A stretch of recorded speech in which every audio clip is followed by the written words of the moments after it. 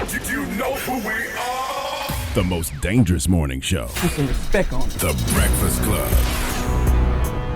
Between saying somebody is cute and good looking, there's no difference. Oh, I'm sorry. Behind the scenes arguments, guys. It's the same thing. You know what? Forget it. Morning, everybody. It's DJ Envy, Angela Yee, Charlamagne the Guy. We are the Breakfast Club. Let's get in some front page news. Where we starting, Yee? Well, let's start with Walter Wallace Jr., this 27-year-old black man who was killed by Philadelphia police officers in a shooting that was caught on video. He had a knife. He ignored orders to drop the weapon before officers fired shots at him on Monday afternoon. Now, Walter Wallace Jr.'s parents said that officers knew that he was in a mental health crisis. They had actually been to the family's house 3 times on Monday. They said one of the times they just stood there and laughed at us.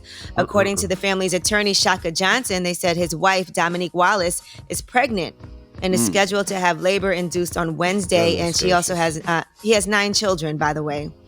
And so, according to the attorney, when you come to a scene where somebody's in a mental crisis and the only tool you have to deal with is a gun, where are the proper tools for the job? Now, according to the family, they actually called for an ambulance and not for the police.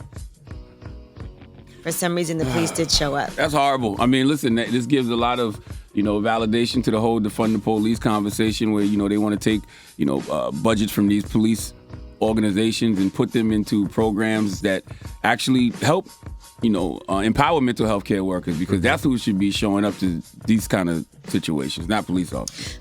Now, the White House did issue a statement yesterday. They said the unrest was another consequence of liberal Democrats' war against the police, and the Trump administration stands proudly with law enforcement and stands ready upon request to deploy any and all federal resources to end these riots. And by the way, this is what I hate about both sides. You hear the Trump administration say that, and then you hear Joe Biden say immediately, but y'all can't be looting. Y'all can't burn down buildings. Like, F them buildings.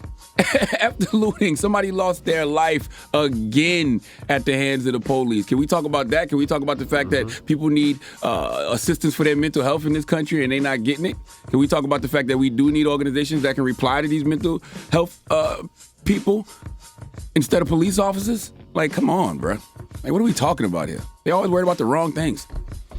Well, Walter Wallace's mom also did say that she doesn't want people looting as well, and that there does have to be justice. Yeah, but the family doesn't want to see that. We shouldn't even be focusing on that. These people care more about those buildings burning than they do the actual man that got killed. That's what they go to first. I'm sure his mom said that because she doesn't want to see anybody else get hurt, anybody else get shot, anybody else go to jail. I'm sure that's the reason why she said that. But I agree with you, Ed. We should be caring about these innocent lives and these people that are being killed.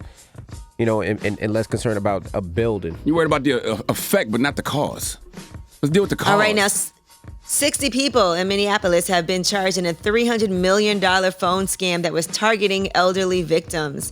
Authorities say that these people got more than $300 million from more than 150,000 people, and it was a widespread magazine telemarketing scam. They said it's the largest elder fraud scheme in the country. Big scam. So yes, what they would do is they would call with a fraudulent renewal script where they would say they're calling from the victim's existing magazine subscription company. There would be an offer to reduce monthly subscription costs. In reality, they had no relationship with these victims. They would sign them up for expensive new magazine subscriptions, and then they would get all these multiple subscriptions with these magazine companies that were fraudulent. Now, see, that's a great scripted show. That's a movie. That's a 6-episode TV series. That right there. You know why? Because it was a big score.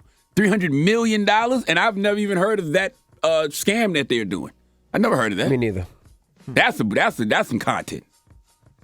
Yeah, taking advantage of elderly people, because when you call, they're polite. They'll talk on the phone, and you're like, "Hey, we're trying to renew your subscription." So if you have any family members that could be prone to something like this, scams are at an all-time high while people are at home right now during this pandemic. Just make sure you just stay alert. I get so many emails where people are trying to scam you, like, click on this link here. You have a delivery from Amazon. If you didn't schedule this, I get so many random emails, and I always know it's not true. I always look at where it came from. I see it's some weird email and not from an actual company, and I never will click on anything or give my information. I ain't seen the Nigeria scam in a long time, but I've been seeing the warranty scam. Hey, we're calling because your car's warranty is out. I see that happen. Yeah, they keep calling me about that too. My 2013 BMW. I was like, don't have that car.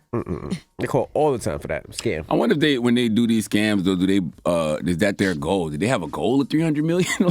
Like when they're planning this out, do they say to themselves, "This is how much we can make off this"? Or the IRS scam. I got a couple of IRS scams. They call and say that, hey, you owe the IRS money. If you don't want to go to jail, we're gonna freeze your accounts. If you don't pay this much by Friday or this much by the end of today, we'll give you whatever it is. You got to come and get me to prove that one. You got to show up to the door. Well, the IRS won't ever call you. Exactly. That's my accountant. My accountant says, the IRS don't call nobody, right? You know that. All right. Well, that is your front page news. All right. Thank you, Miss Yee. All right. Now, when we come back, Chelsea Handler will be joining us. We'll kick it with Chelsea Handler, so don't move. It's The Breakfast Club. Good morning.